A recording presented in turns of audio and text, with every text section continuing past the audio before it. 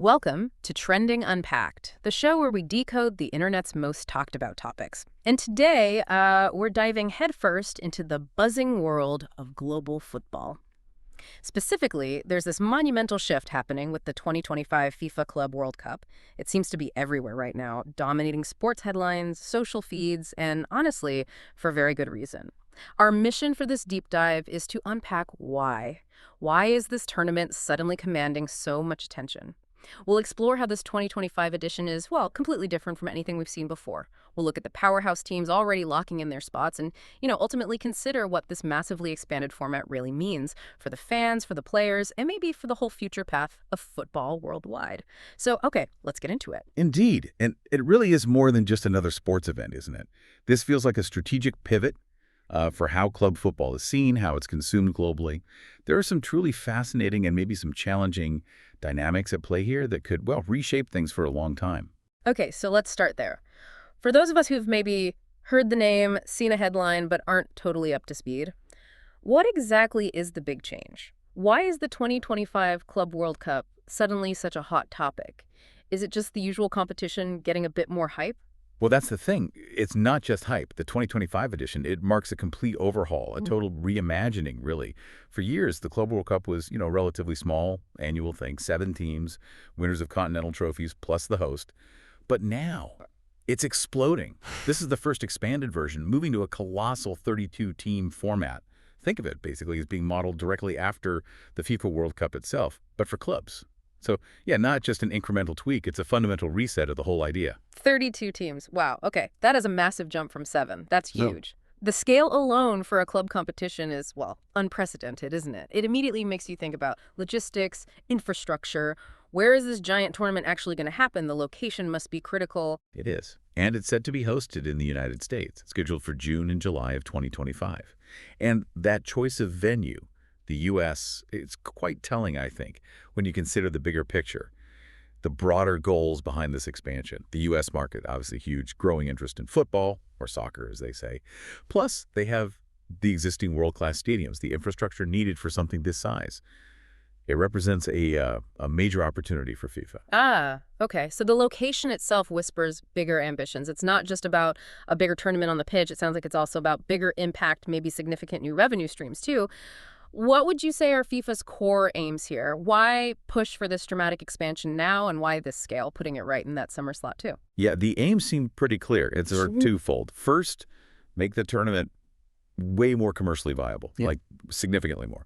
And second, make it much more globally relevant. It's positioned as this major step towards truly globalizing club football. They're really targeting key markets, like the U.S., as we mentioned, but also looking at those rapidly expanding fan bases in Asia and other regions. It's not just about selling more tickets locally. It's about shifting the kind of economic center of gravity for elite club football. I think FIFA's projections mention something like $500 million in new revenue. It's serious money. $500 million. Okay, right. So the expanded format is the key to unlocking that global commercial reach. Exactly. How do you do that? Well, you bring in more teams from more places.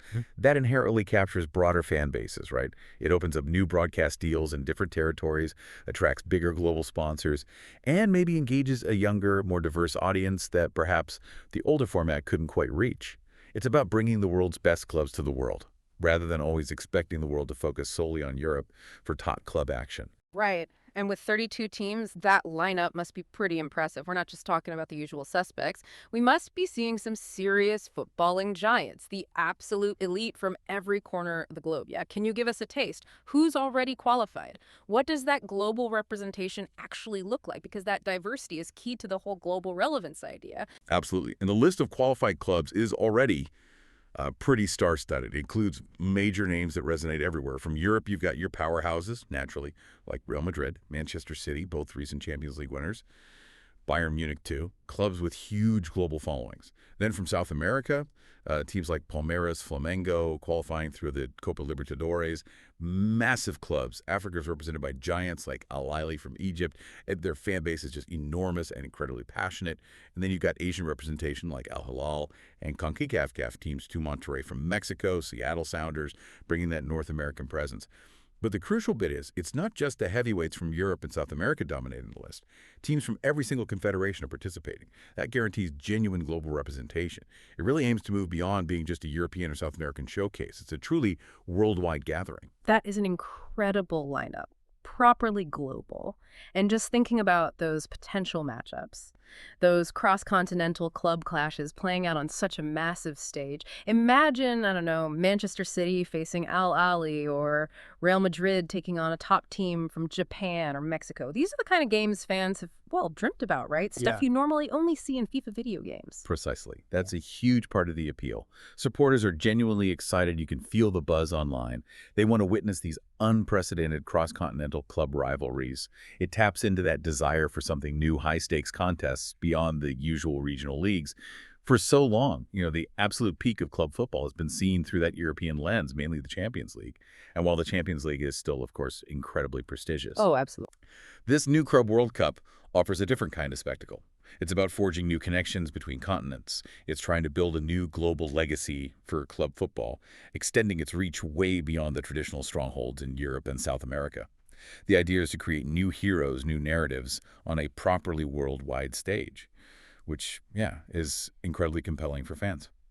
Okay, so on one side, you've got this real excitement, a global showdown, a festival of football, best of the best, new rivalries. It's easy to get swept up in that. But whenever you get such a radical change, especially in football, which is so steeped in tradition, there's always that other side, isn't there? The concerns, the debate about the practicalities, the potential downsides. This is where it gets really interesting, I think. What are the main criticisms being leveled at this expanded format? Oh, yeah, the criticisms are significant. Yeah. And honestly, pretty understandable given the context of the sport's calendar already. One of the biggest concerns, probably the loudest one, is about player fatigue, player welfare. These elite players are already stretched incredibly thin. They play a huge number of games for their clubs. Yeah. Domestic leagues, cups, continental stuff. Plus internationals. Exactly, plus national team commitments, qualifiers, major tournaments like the World Cup, Euros, Copa America. Yeah. So you add this new 32-team tournament running for nearly a month, right in the summer break. It just piles onto the fixture congestion. We've heard managers, people like Jurgen Klopp when he was at Liverpool, repeatedly raising red flags about this for years. The mental and physical toll, FIFPro, the Global Players Union, they've been very vocal too, highlighting the risks to player health, career longevity, and it definitely intensifies that classic club versus country debate. Players pulled in multiple directions, competing demands, maybe missing vital preseason training with their clubs. There are genuine worries about burnout, increased injury rates, and maybe even a dip in the quality of play if players are just constantly pushed without enough rest. It really does sound like a tightrope walk, doesn't it? Balancing that global ambition with player welfare, creating the spectacle versus protecting the athletes. Which brings up another big question. How does this new tournament actually fit into the existing pecking order of club football? Especially when you compare it to something as established, as revered as the UEFA Champions League. Can it genuinely compete for that top spot in terms of prestige? Well, it's definitely being designed and marketed to rival the Champions League. That seems to be the ambition. The expanded format, the global representation, the reported prize money, which sounds like it could be around $100 million for the winner. Those are all elements meant to elevate its status. $100 million. Okay. Yeah, serious incentives. Yeah. But opinions are really mixed on whether it will achieve that status quickly, or maybe ever. The Champions League has decades of history, right? It's got ingrained tradition, those iconic moments, that deep emotional connection for fans and players. Yeah, the anthem alone. Exactly. It defines careers, club legacies through those incredibly tense knockout stages. This new Club World Cup format, it's trying to build its own global legacy, but it's starting from scratch, essentially. It's a brand new chapter. It'll take time.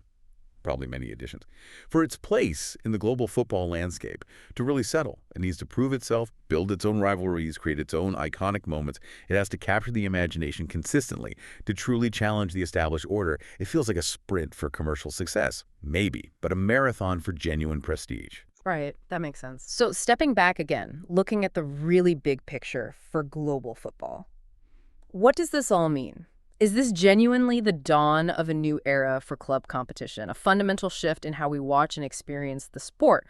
Or is it perhaps just a really, really big new tournament that ultimately just adds more games to an already overloaded calendar?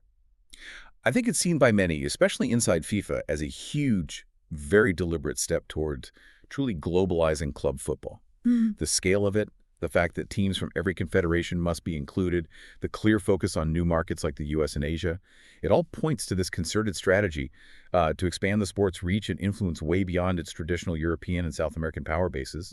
It suggests a potential future where club football's center of gravity might shift, or at least broaden out considerably, moving away from being so heavily Eurocentric. For decades, if you wanted the absolute best club football week in, week out, you looked to Europe.